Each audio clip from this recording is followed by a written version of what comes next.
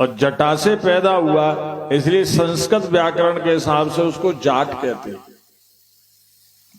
दुनिया तो ब्रह्मा जी के मुख से शरीर से उत्पन्न हुई, ब्राह्मणों से मुखमासित बाहु राजन्य करता है तदस्य यद वैश्य पद्भ्याम सूत्र जायत।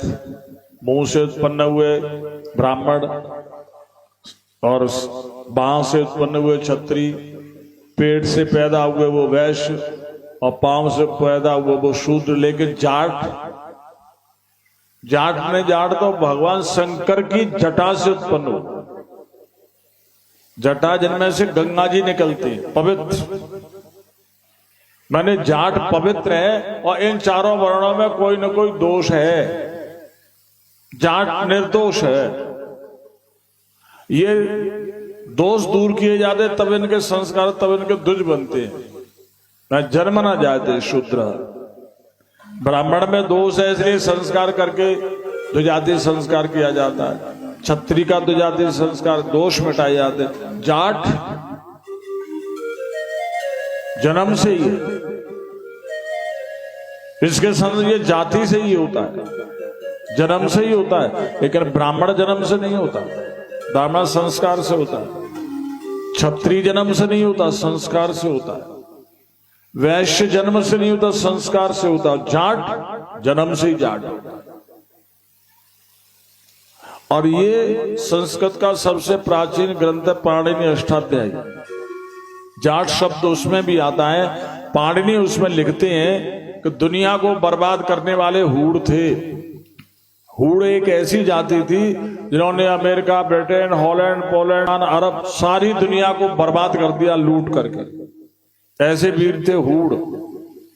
लेकिन जब वो दुनिया को बर्बाद करने वाले, लूटने वाले हूड़ जब भारत में आए तो जाटों ने इनको बर्बाद कर दिया।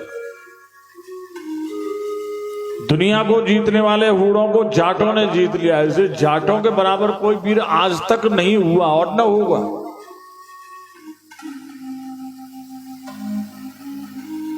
और जाट हमेशा भोला होता है। जो मासूमियत जाट में मिलेगी तुम्हें कहीं नहीं मिलेगी। दुनिया में छल कपट है, लेकिन जाट भोला होता है, सीधी बात करता है, छल कपट की बात नहीं करता। इसलिए जाट को देवता भी कहते, जाट देवता। शंकर भगवान इन्होंने नमस्कार प्रणाम करी भगवान शंकर के लिए। भगवान शंकर ने इनका नाम वीरभद्र रखा और सारे गणों का मुखिया बना करके दक्ष यज्ञ को विध्वंस करने के लिए आज्ञा दी। यहां पर वीरभद्र पहुंचे। उन्होंने जिन जिन ब्राह्मणों ने भगवान शंकर का अपमान करने के लिए जिन जिन अंगों का इस्तेमाल किया था, ब्राह्मण के उन अंगों को तोड़ दिया। जिसने दांत चमकाए थे उस ब्राह्मण के दांत तोड़े, जिसने आंख मटकाई थी उस ब्राह्मण की आंख फोड़ी, जिसने बांह फड़काई थी उस ब्राह्मण की भुजा तोड़ी, जिसने दाढ़ी मूछ पर हाथ फेरा था उस ब्राह्मण के दाढ़ी मूछ नोच लिए, खोस लिए और दक्ष का सिर काट करके यज्ञ कुंड में भस्म कर दिया। यज्ञ विध्वंस हो गया।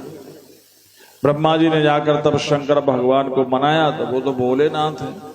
भोले का मतलब भूले हुए। भूले का मतलब किसी से गांठ नहीं है, राग द्वेष की गांठ नहीं। कहते ना, साधु रहे सराय में दो दीनन की खैर, और ना काऊसों दोस्ती ना काऊसों बैर। उसको कहते हैं भोला जो गांठ नहीं बांधे। राम राम नहीं करी तो चौधरी साहब बहुत नाराज है, और राम राम करती तो चौधरी साहब की गर्दन काट के ले जाओगे। ऐसे चौधरी साहब। भगवान शंकर फिर दक्ष प्रजापति के यज्ञ स्थल में पधारे। वहां कहा कि जिनकी आंखें फूट गई,